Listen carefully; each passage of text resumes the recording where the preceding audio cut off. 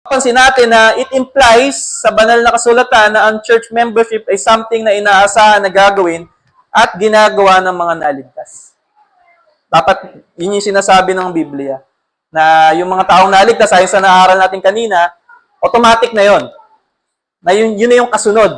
Na pag ang isang tao ay nabaptize, di ba?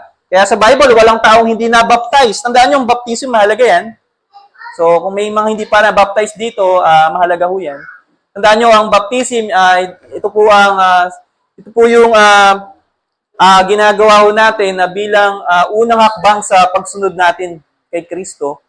At kung ikaw ay isang regenerated na tao, ito yung external na sign, di ba? Na ikaw ay na kay Kristo na. So, ginagawa natin yung baptism bilang profession na tayo ay talagang tagusunod na ni Kristo. At sa mga kagaya nating simbahan, kagaya ng Baptist, naniniwala ho tayo sa regenerated membership. Though, hindi naman natin sinasabi na lahat po ng umaatin dito is talagang born again na lahat. You cannot say dahil we are in this broken, imperfect world. Pero naniniwala po ako na mostly or almost all lahat ng umaatin po dito ay totoong Kristiyano. So, yun po yung ina-assume natin sa isang Baptist church that we believe into sa regenerated membership. So, tandaan po natin dito, consider for instance, na ito po yung mga verses na makikita natin or mga bagay na mapapansin natin sa Bible na mga bagay na inuutos sa Scripture na nag-assume na deep and abiding relationship between fellow believers who regularly gather together in a local church. So, ito po yung bagay na mapapansin natin. Una-una, yung sinabi po dito, yung pagmamahalan. Pagmamahalan ng mga Kristiyano nung unang panahon. Diba? Pagmamahalan nila sa isa't isa. So, kaya sa John chapter 13, verse 34 to 35, sinabi rito, isang bagong utos ang ibinigay ko sa inyo ngayon, mag-ibigan kayo kung paano kayong inibig, gayon din naman, mag-ibigan kayo. Kung kayo'y mag-iibigan, makikilala ng lahat na kayo'y mga alagad ko. So, ibig sabihin, meron talagang nangyayari na pagmamahalan and then they are connected sa isa't isa. No? So, ibig sabihin, may idea, may na-assume na may membership sa church. Okay, pangalawa, may sinabi pa, dito naman doon marami pang verses, kung babasahin nyo sa John chapter 15, verse 12 to 17, Romans 12, verse 9 to 10, 13, 8 to 10, and Galatians 5, and so on and so forth. Ang napakarami. Kaya pangalawa, na makikita natin na ina-assume yung church membership is yung when they seek peace and unity with their congregation. So, kung may mga pagkakataon na naghahangad sila ng kapayapaan at pagkakaisa, sabi nga sa Romans 12 verse 16, magkaisa kayo ng saloobin, huwag kayong magmayabang, sa halip ay makisama kayo kahit sa mga dukha. So yung instruction na to, nagpapakita na may certain na tao kinakausap si Apostol Pablo, di ba? Na hindi niya to sinasabi sa mga unbelievers. Kundi sinasabi niya sa mga member ng church na yon, particularly sa mga taga-Roma. Maliwanag po ba? Kasi yung mga instruction na to, hindi niya sasabihin sa mga unbelievers. Dahil, for sure, wala silang pakialam dyan. Sinasabi niya yung mga bagay nito sa mga Kristiyano. And then, isa pa is, yung sinabi pa niya rito na i-avoid nila yung mga strife. To avoid strife, yung mga hindi pagkakaintindihan. Kaya sabi sa Kawikaan chapter 17 verse 14, sabi dito, ang simula ng kaguluhan ay parang butas sa dike, na dapat ay sarhan bago ito lumaki. So, may mga gantong instruction. Ano pa? Kung nga pang verses, meron pa sinabi rito, to care for one another physically and spiritually. So, ibig sabihin, kaya nagkakaroon po rito ng gantong mga command, ay dahil they are included sa isang church na kung saan ay they are a member. No? So, nagkakaroon sila ng pagmamalasakitan physically, kaya sabi po rito, and spiritually, sabi sa verse 14 ng Matthew 25, sasabihin ng hari, tandaan ninyo, nang gawin nyo ito sa isa sa mga alagad ko, siya man ang pinakahamak, ako ang inyong tinutulungan. O, di ba? So, may mga tao na kung saan, na pag ginagawa mo itong mga bagay na ito, pagtulong, pag-alala, pagdalaw sa may sakit, di ba? So, pananalangin, lahat ng yan, ay someone na kung saan included o parte sa members or parte ng church. And isa pa, yung binanggit pa rito, to watch over one another and hold one another, di ba? And yung kanilang accountability. So, marami pa. And then, isa pa, yung to work to edify one another. So, nagtatrabaho sila to edify, palakasin ng bawat isa, and to bear with one another, and to pray for one another. And then, isa pa, and lastly, yun nga, meron pa pala, hindi pa pala last, pero sabi ito, to keep away from those who would destroy the church. So, sabihin, may mga babala din si Apostol Pablo na sinasabi na nag-assume ng church membership nung panahon nila dun sa mga tao na gumagawa ng paraan para wasakin ng church. So, pinag-iingatan ni Apostol Pablo yung mga Christians o yung mga members ng church na yon mula dun sa mga non-Christians or kahit dun sa mga included sa membership na pwedeng sirain yung church. So, kaya maliwanag na ina-assume talaga na may membership nung panahon na yun. And isa pa, to reject yung evaluating people, i-reject yung paraan ng pag-evaluate ng mga tao sa ministry according to worldly standards. Yan, mababasa natin na maliwanag na kung paano inilalagay or binibigyan ng pagkakataon yung mga taong karapat-dapat sa ministry. At isa pa, yun nga, yung patungkol sa pangangaral ng salita ng Diyos or sa gospel, at yung pamumuhay nila na kung saan ay mamuhay sila na may halimbawa sa isa't isa. So, lahat yan, di ba, nagpapakita na na-assume na may membership sila na ginagampanan or ginagawa nung panahon ng New Testament Church. So, pangalawa sa mga reasons, so, nagbigay lang ho kasi ako ng mga verses na bilang patunay. So, pangalawa, na reason na mababasa natin kung bakit sa salita ng Diyos ay importante ang church membership ay dahil it teaches church membership sa Bible. So, mababasa natin yan sa Corinthians chapter 12.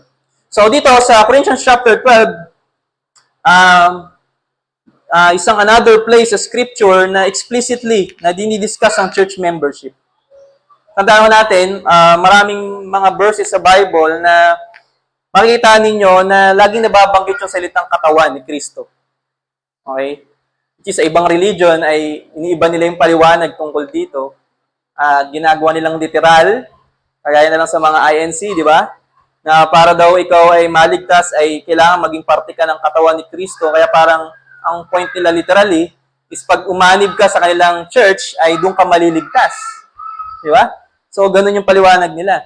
Pero sa atin, nililinaw natin na ang isang tunay na ligtas, di ba?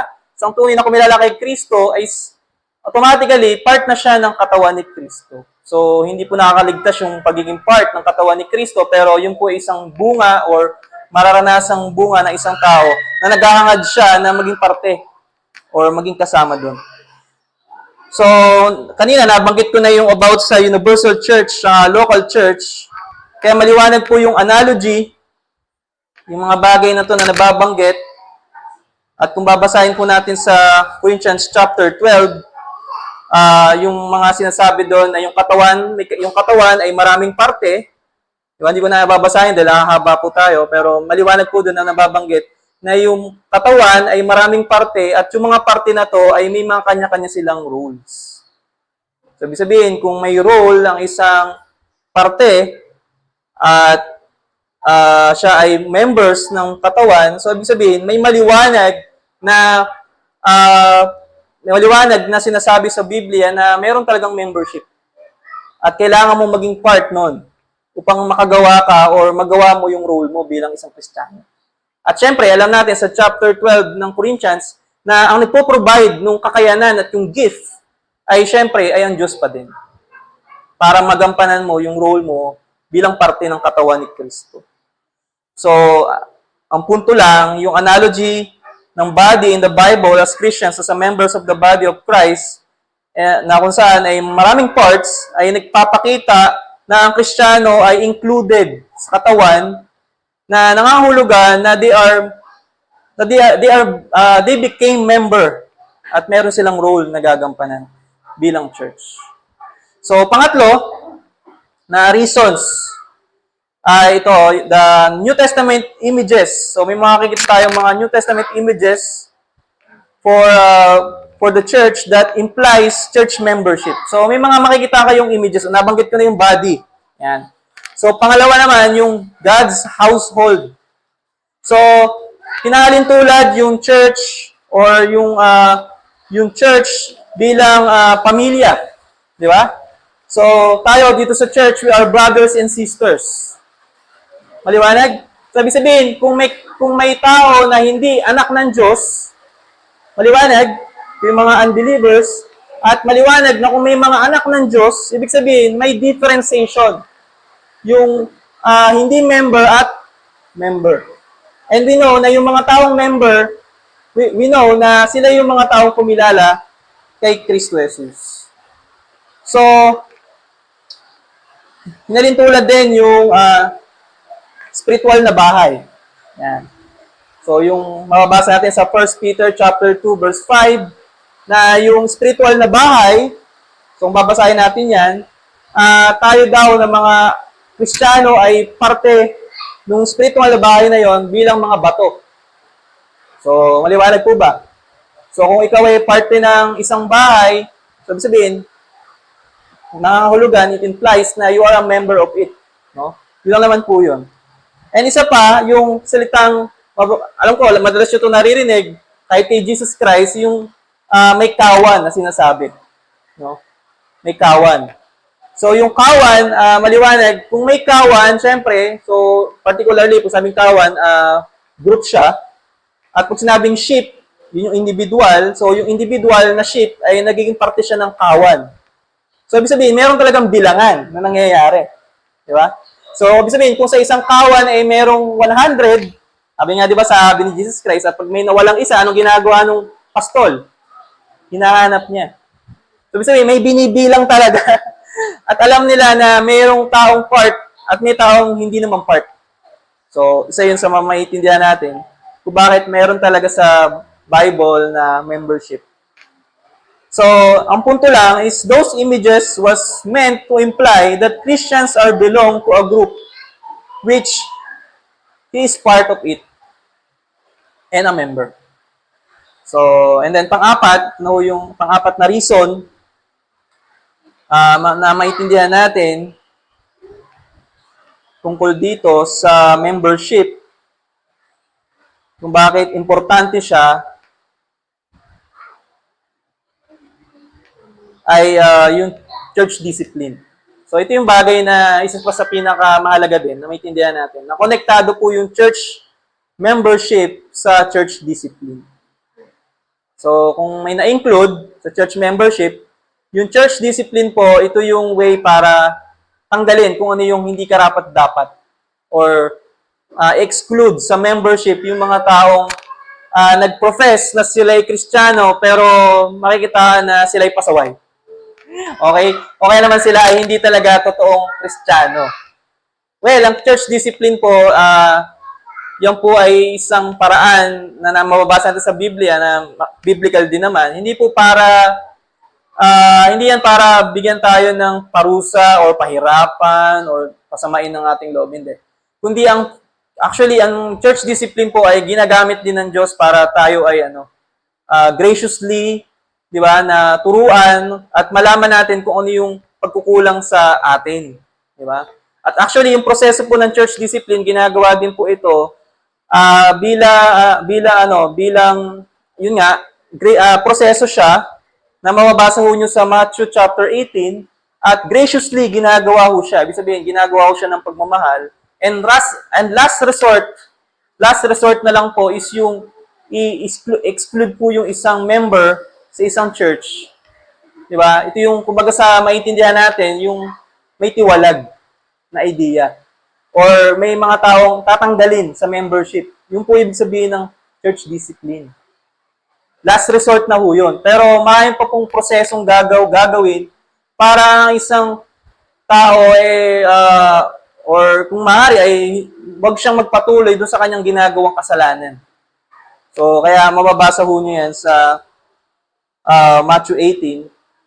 Kaya tandaan natin, yung paraan ng church discipline, siguro maybe sa ibang pagkakataon, may paliwanag po ito lalo ni Pastor Rembert sa inyo, pero ang church discipline po assumes also church membership.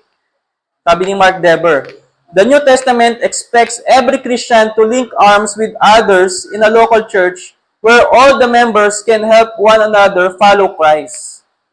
And even if that means having our sin confronted.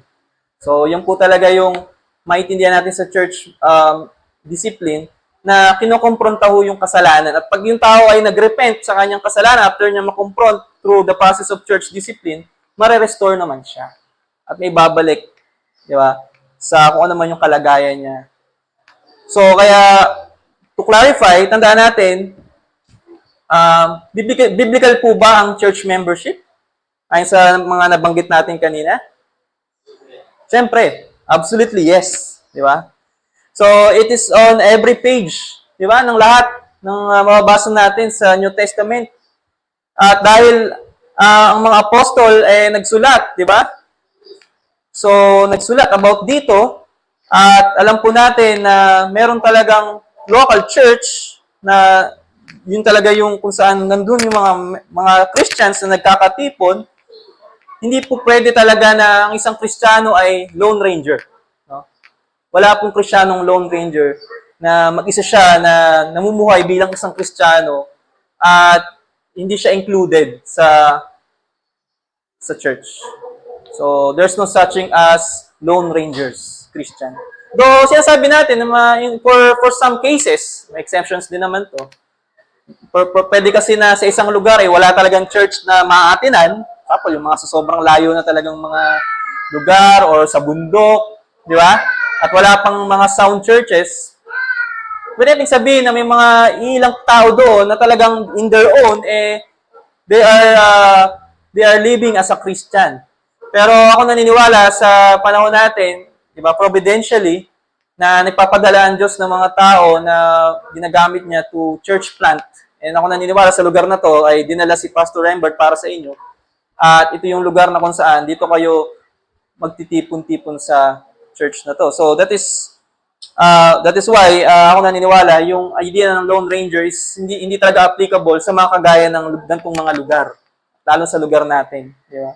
So kaya kailangan ng isang Kristiyano pag na-convert ay ako naniniwala parte na pumunta siya sa isang church at maging part siya ng membership. So kaya maliwanag that sa Bible, they never assume anyone could be a Christian, somehow not be vitally connected to a local congregation. So, kaya sa New Testament, maliwanag sa Bible at the same time, na ina-assume talaga na pag ang isang Kristiyano ay naging Kristiyano, di ba, siya ay magiging konektado sa isang church. Kaya ganun po yung mga language na mababasa natin sa Biblia. And the idea of a Christian unattached to a local church is simply foreign. Ibig sabihin,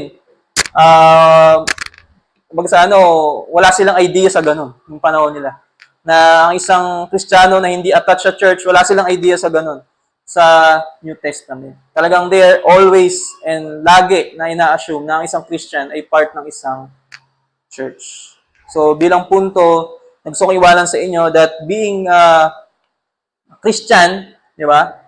Mahalaga yung church at andun yung ating accountability at andun din yung ating responsibility may exercise. So, kaya dito po sa Hebrews chapter 13 verse 7, maliwanag, sinasabi, basahin po natin. Hebrews chapter 13 verse 7, isa sa mga instructions sa atin ng salita ng Diyos, alalahanin ninyo ang mga namumuno sa inyo na nagpapayag sa inyo ng salita ng Diyos, isipin ninyo kung paano sila namuhay at tularan ninyo ang kanilang pananampalataya. So, yan yung ating responsibility. And then, makikita rin natin dito sa verse 17, pasakop kayo at sumunod sa kanyang pamamahala sa inyo. Sila'y nangangalaga sa inyo at mananagot sila sa Diyos sa gawain ito. Kung sila'y susundin ninyo, magagalak sila sa pagtupad ng kanilang tungkulin, at kung hindi, sila'y mamimighati at hindi ito makabubuti sa inyo. So, clear na tayong lahat ay accountable dapat. At yung pastor na kung saan nag-alaga sa atin, they are responsible sa atin. Dahil sila yung mga under shepherd, which is ang Diyos naman talaga, si Jesus talaga ang shepherd ng church na ito, at ang inyong pastor ang siyang under shepherd na nangangalaga para sa inyo. So, ginagamit sila ng Diyos para sa atin. So, bilang pagtatapos, though ako, in myself, ako po ay matagal ng Christian, bago po ako magtapos ay may kukwento lang po ako na since po ako, nung ako po ay nakakilala sa Panginoon, since nung ako po ay 13 years old, diba?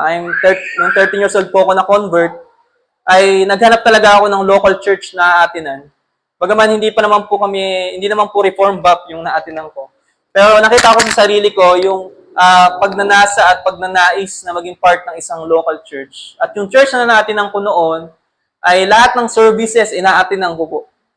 Prayer meeting, prayer and fasting, lahat ng Bible study sinasamahan ko, and then every Sunday umaattend po ako.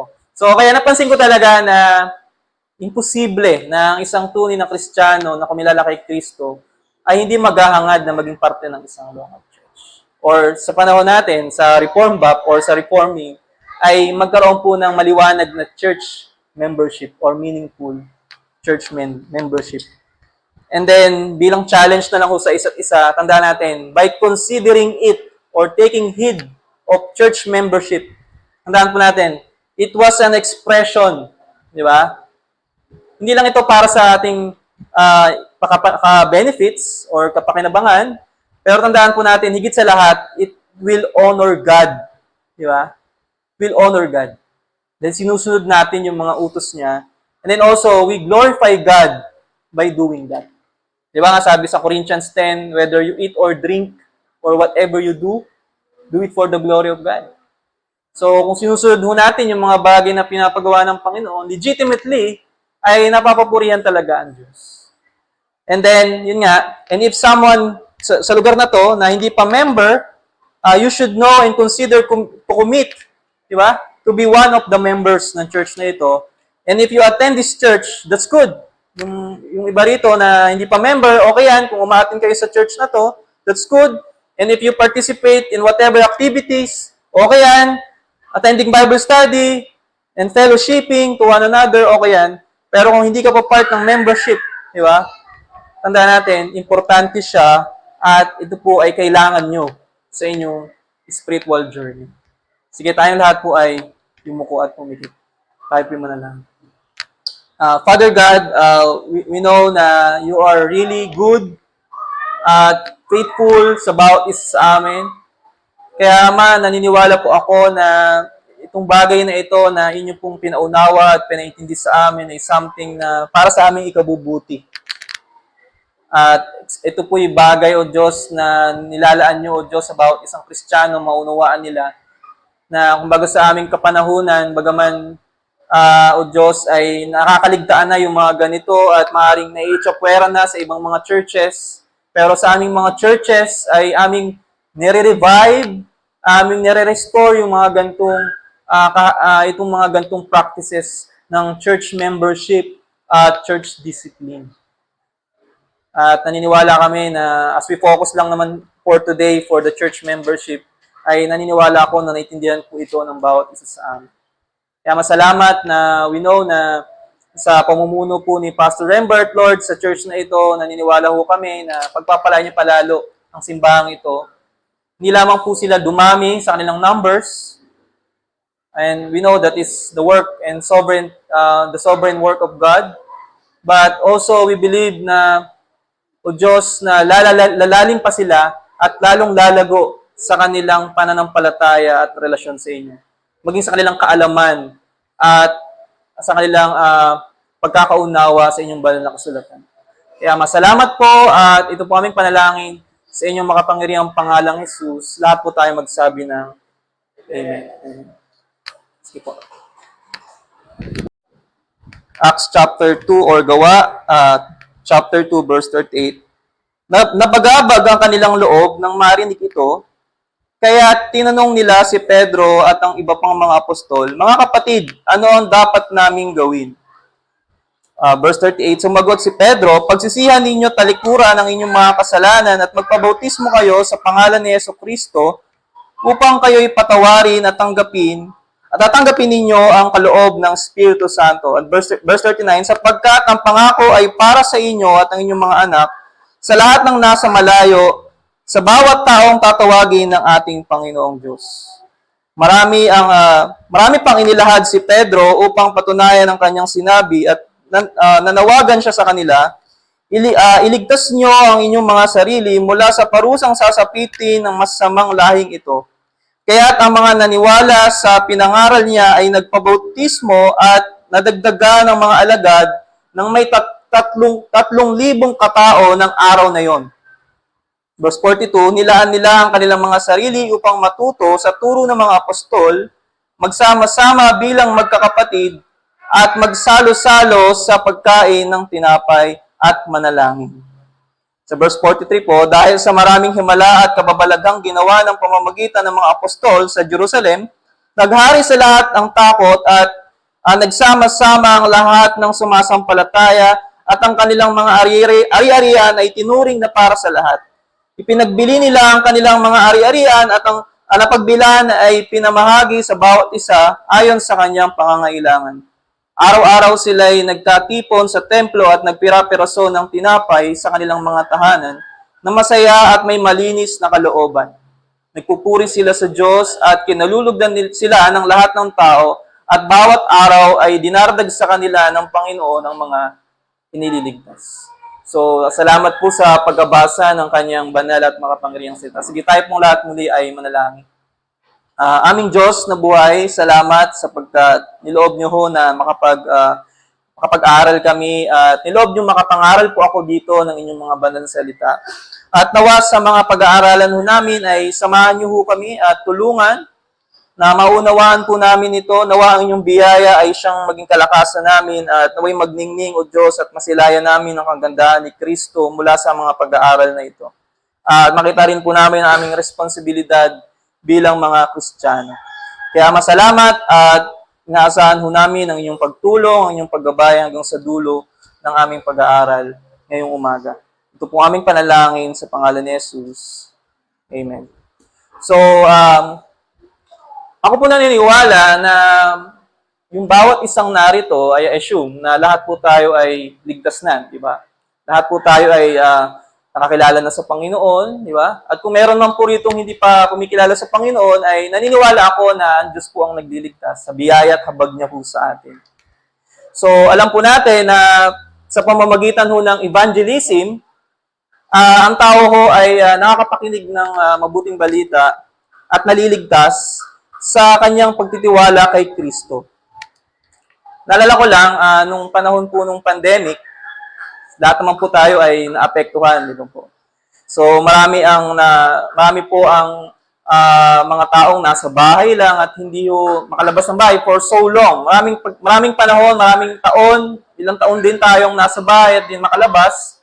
At dahil doon, nakatutok tayo sa social media at kung ano man yung bagay na nababasa natin sa social media or napapanood sa YouTube or sa anumang mga platforms, ay yun yung mga bagay na nagpapakain sa atin kahit man sa salita ng Panginoon. So, at hindi lang yun, isang bagay din nung panahon ng pandemic ay maraming mga unbelievers ang nakakilala sa Panginoon dahil sa mga postings, sa mga video clips na napopost sa social media. At dahil doon, bagaman sila ay hindi makaalis o makalabas ng bahay, pero dahil nga doon sa social media, nakakarinig sila ng mga salita ng Diyos, ay maraming mga tao ang nakakilala sa Panginoon.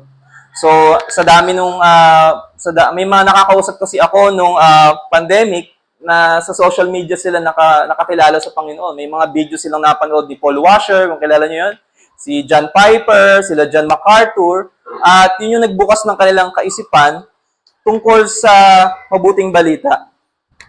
At dumating naman sa punto na natapos na yung season ng pandemic at ini-encourage ng mga churches na ang mga tao ay pumunta sa mga simbahan at face-to-face. Kaya lang, naging challenge ito dahil nga nakasanayan ng mga tao na laging nakatutok lang sa social media. So, may mga tao na parang nakontento na lang sila na nanonood or nakikinig sa Zoom, sa Google, or sa mga live streams ng church.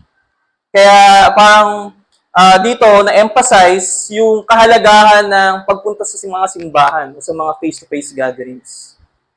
At yung mga na-convert nga ay ini-encourage na umattend. So, kaya ko ito nabanggit ay dahil ang pag-uusapan po natin ngayong umaga ay patungkol nga ho sa kahalagahan ng pag-attend sa church at konektado dun sa usapin ng church membership. Dahil maaari may mga iba sa inyo rito or maaaring may mga kilala kayo na from other church na wala silang mga ganitong mga uri ng sistema or pamamaraan na kailangan nilang ma-include sa membership or sa church as a member or maging part ng covenant membership ng isang iglesia. So, kaya dito sa binasa ko, makikita ko ninyo yung idea na nung panahon na ang mga apostles ay iniwanan ni Jesus at sila ay binigyan niya ng task. Di ba? Sabi nga sa Matthew 28 verse 19 to 20, sabi doon, "Therefore, go and make disciples of all nations and baptizing them in the name of the Father, of the Son, and of the Spirit, and teaching them to obey everything I have commanded you, and I will be with you always unto the very end of the age." Binagkatiwalaan sila na gawin yung Great Commission na mangaral at gawing disipulo ang mga bansa. Subalit, sabi ni Jesus na wag muna kayong umalis sa Jerusalem at hintayin nyo rin yung pagbaba ng Santong Espiritu. So, kaya mababasa ho natin sa Acts chapter 1 verse 8, ang sabi niya, "And you will receive power when the Holy Spirit came upon you, and you will be my witnesses in Jerusalem, Judea, Samaria, and to the very end of the age." At to make long story short, makikita natin yung kapangyarihang sinasabi doon is naranasan nila sa pamamagitan ng pagbaba ng banal na Espiritu at sila ay nakapagsalita ng iba't ibang wika as a manifestation. So, they are just 120, di ba, na nagkakatipo noon sa isang prayer meeting. Pero afterwards na sila ay mapuspos ng banal na Espiritu at yung mga tao nakarinig nung kapuspusan ay nagtaka kung bakit sila nagsasalita ng iba't ibang wika from their native tongue. Kung mababasa ho niyo yung kabuuan ng chapter 2 ng Book of Acts, at nagsalita si Pedro at ipinaliwanag niya yung katuparan ng isang propesiya at siya'y nangaral ng mabuting balita. So, at ito po yung binasa natin. After ho niyang mangaral ng mabuting balita, ito na ho yung bagay na binasa natin kanina. Na sinabi ko kanina doon sa verse 38, na kung saan yung mga tao kasi sa verse 37, tinanong nila, di ba? Tinanong nila si Pedro at yung ibang mga apostol kung ano yung dapat nilang gawin. So ito yung sinabi ni Pedro na pagsisihan nila yung kanilang mga kasalanan. So that is evangelism. Pero after that, okay, ito po yung basihan natin sa church membership. Kaya mababasa ho nyo dito sa verse 41, babasahin po natin. Kaya't ang mga naniwala, sabihin yung mga tao na yon na napangaralan ni Apostol Pedro, at sila'y naniwala at alam natin sa biyaya ng Diyos sila ay naligtas, mababasa natin na 3,000, di ba? Ang naidagdag sa kanila. Di ba? Imagine, bakit nila bibilangin yon kung walang membership, di ba? So, kaya yung isang mga patunay o hint na sa New Testament ay meron silang maliwanag na church membership. At isa pa, makikita pa rin natin dito sa verse 42 na after nilang ma-include dun sa numbers ng church, kasi sila lang naman yung grupo nung panahon na yun, wala namang ibang denomination, di kagaya sa panahon natin na ang daming denomination, may Baptist, may Methodist, may Presbyterian. Kaya nung panahon nila, isa lang talaga yung grupo ng mga Christian. At yung 3,000 na to na na-include sa numbers nila, ang sabi dito sa verse 42, ito yung bagay na ginagawa nila or they are devoted na ina-apply nila o pinapractice nila. Kaya sabi sa verse 42, inilaan nila ang kanilang mga sarili upang matuto sa turo ng mga apostol, magsama-sama bilang magkakapatid, magsalo-salo sa pagkain ng tinapay. Well, ito yung Lord's Supper, or pwedeng literal na nagkakaroon sila ng pagkain na kinakain. So, dalawa po yun. Pwedeng yun, pwedeng Lord's Supper. At panghuli ay yung pananalangin. At sa ginagawa nilang ito, so may mababasa po tayo na nararanasan pa rin nila yung himala, di ba? Nagpapatuloy yung himala nung panahon na to, na nararanasan nila sa pamamagitan ng mga apostol. At alam natin, ito ay sa panahon lang ng apostolic age, di ba? So, kaya iba yung panahon nila sa panahon natin. At makikita rin natin yung kanilang generosity, na pinagbibili pa nila yung kanilang mga ari-arian, and then itinutulong nila sa isa't isa sa mga nangangailangan. Yan yung kanilang nagiging attitude nung panahon na yon.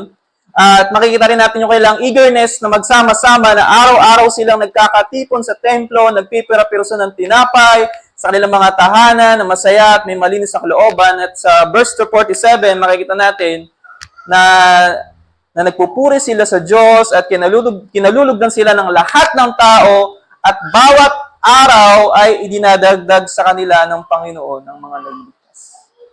So, nandun pa rin yung idea na mayroong mai-include sa kanilang grupo.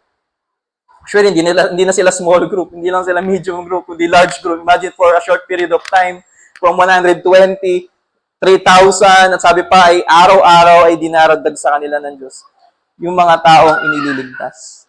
Just makikita natin, yung church is nasa ilalim ng soberenya ng Diyos, na ang Diyos ang nagdadala ng mga kaluluwa na kung saan nagiging parte ng kanilang church.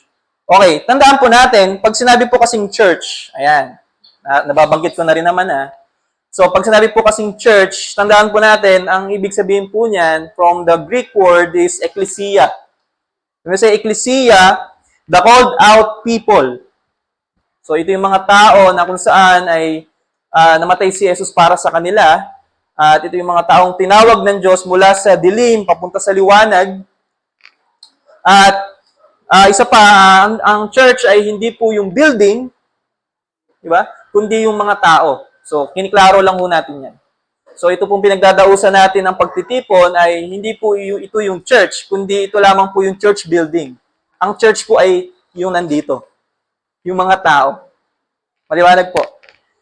So, kaya makikita natin na oras na ang isang tao po ay nakakilala kay Kristo. Makikita ho natin yung conclusion doon sa mga mga nabasa natin, na yung isang tunay na Kristiyano na kumilala kay Kristo, na nagkaroon ng relasyon kay Kristo, di ba? Maliwanag yun, di ba? John 1 verse 12, ang lahat ng tumanggap at nanalig sa Kanya ay pinagkalooban niya ng karapatang maging anak ng Diyos. At ngayong anak na sila ng Diyos, meron pa silang isang relasyon. Ito yung tinatawag na relasyon nila sa mga kapatid. Kaya hindi pwedeng paghiwalayin yung relasyon po natin kay Kristo at yung relasyon natin sa church.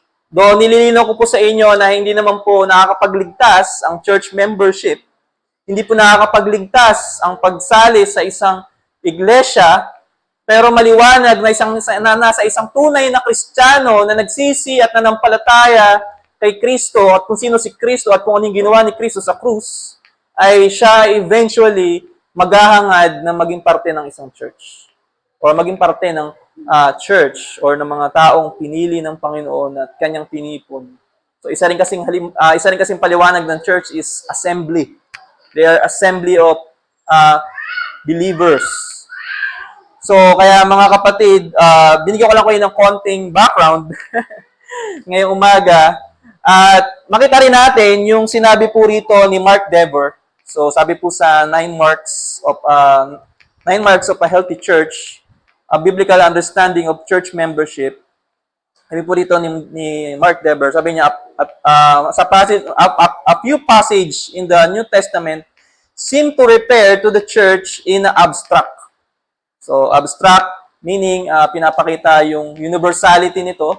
Tandaan nyo po, may tinatawag po rin sa church na universal church and local church. So, yun yung ibig sabihin dito ni Mark Dever. And ituloy ho natin yung kanyang sinabi. But the overwhelming majority of preferences to the church are to a local, living, loving collection of people who are committed to Christ and to each other. Ito yung sinasabi ko kanina na yung relasyon ho natin sa ating mga kapatid. So, yung visible. Kasi pag sabi po kasi universal is something na invisible. Di ba? Yung lahat ng Kristiyano, buhay man o patay, di ba? Sa buong mundo. Pero pag sinabi pong local church, ito yung visible na nakikita mo, kagaya niyan, yung katabi mo ngayon. So, siya ay church. Tayo yung church na visible, na kapatid, kasama, na nakakasama mo. So, yun po yung ibig sabihin ng local. So, kaya dito, yung mga taong ito ay committed kay Kristo at saka isa't isa. At sabi pa ni Mark Dever, that's what the word church means again and again in the New Testament. It is a body from which you can be excluded. So, pwede kang matanggal. Kaya pinag-uusapan natin yung membership ngayon, and in which, therefore, you can be included also. So, pwede kang masama, matanggal o masama. And sabi pa niya, consider this, if there's no way for you to be excluded from a local church you are currently attending, perhaps that's because you have not included yourself in it as as the Bible intends. So, end quote. Sabi po yan ni Mark Dever. So, klaro na sa isang lumalagong iglesia, okay, maliwanag po, ano? Sa isang iglesyang biblikal, hindi po dapat mawala ang church membership. So, mahalaga siya. So, tandaan po natin na kung titignan po natin siya biblically speaking, meron lang po akong 4 na puntos para maging patunay po sa inyo kung kayo po ay hindi pa ganoong ka-convince, di ba? Na mahalaga ito. So, kaya nga po ang title ng ating pangangaral ngayon is, Why Should I Consider Church Membership? Kaya kung may mga attendee pa po dito na hindi pa part ng membership ng church, ay we encourage you na mag-commit na at maging totally member na ng church na ito. At syempre, may proseso ko yung pagdadaanan. Alam nyo ni Pastor Rembert. At hindi po yung para sa amin or para lang sa aming para dumami lang tong church na to. Hindi po yun ang goal. Alam ko, hindi ganoon ang mindset ng ni Pastor Rembert. Hindi lang pagdami o numbers ang goal namin, kaya namin ito tinuturo. Kundi ito po ay para sa inyo talaga. Ito ay protection sa inyo, pag-aalaga sa inyo, pagmamahal sa inyo, pagmamalasakit po sa inyo. So, sa mga umaatin po sa church na ito, at naniniwala kami na may ambag ito sa inyong paglago. May ambag po ito sa inyong paglago. So, number 1 point na gusto ko pong sabihin sa inyo, na which is, kinuha ko rin po ito as a reference kay Mark Dever, kasi siya po yung expert dito. Si Mark Dever po ay isang Zondervan Buff. Alam ko po, nyo siya, kasama sa denomination sa ibang bansa. So, kilalang-kilala ho itong nagtuturo ng kung paano magiging healthy ang isang church. Pero pinuha ko po yung outline na ito sa isang book niya, yung Why Should I Join a Church? So, yung ibang part po doon, pinuha ko lang. So, sabi po sa una, sabi niya, so, the Bible says it is important, and this is the reason. So, importante po ang church membership, and ito po yung mga reasons. Number 1, sa 4, ay the commands of Scripture assumes church membership. So, kanina medyo nakakuha na kayo sa akin ng introduction, pero ito yung mas detail. So, dahil po sa Scripture, makikita natin na ina-assume talaga na may church membership. Though wala pa namang ibang denomination nung panahon na to, kasi kung may Baptist, Methodist, Presbyterian, syempre, may mga pagpipilian, di ba? May sasamahang iba. And then include na natin yung mga false and heretical churches na pwedeng iligaw yung mga tao pag doon sila naging member, di ba? So, pero sa panahon kasi nila ay dahil isa pa lang ang denomination, no? Sabihin na natin isang grupo lang talaga sila. So, walang ibang pagpipilian. Kaya pag ikaw ay sumama sa grupo na to, sa church, ay yun nga, part ka na talaga nung Church ni Jesus Christ. So, kaya mapapansin natin dito,